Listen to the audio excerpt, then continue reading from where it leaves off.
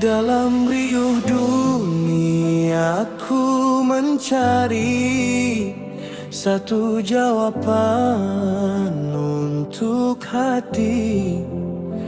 Banyak yang ku kejar dan ku miliki, namun tenang itu bukan di sini. Hingga ku sadar dalam perjalanan hidup ini hanya pinjaman. Setiap nafas, setiap langkah akhirnya kembali kepadamu, Allah. Di jalan hidup yang ku lalui, ada tawa, ada sepi. Saat langkah hampir terhenti, rahmatmu hadir menyinari.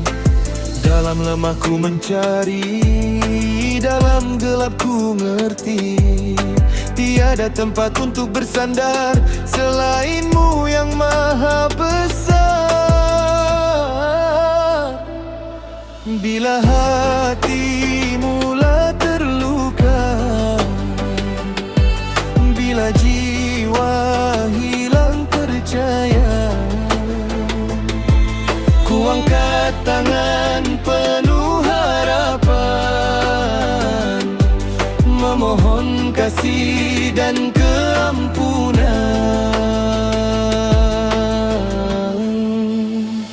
Kepadamu aku bersujud dengan hati yang penuh tunduk.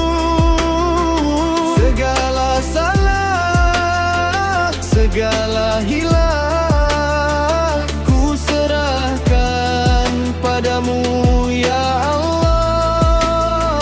Kepadamu aku kembali setelah jauh langkah pergi. Terimalah hati yang mencari cintamu hingga akhir nanti. Aku bukan insan sempurna, sering tersalah dalam langkah. Kadang lalai mengejar dunia, hingga lupa siapa yang punya. Namun pintumu tetap terbuka untuk hati yang mau kembali. Selagi nafas masih bernyawa, aku mau dekat denganmu ilahi. Jika esok masih kau beri, kan ku syukuri setiap hari. Jika langkahku kembali lemah,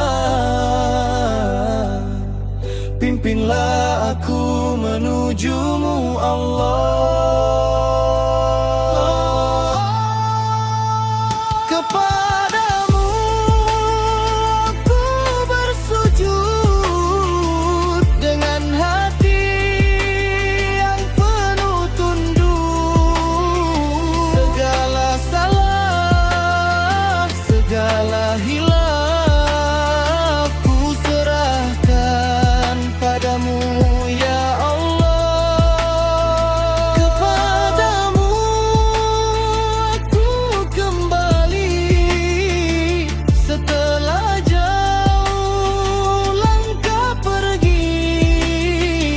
Terimalah hati yang mencari cintamu hingga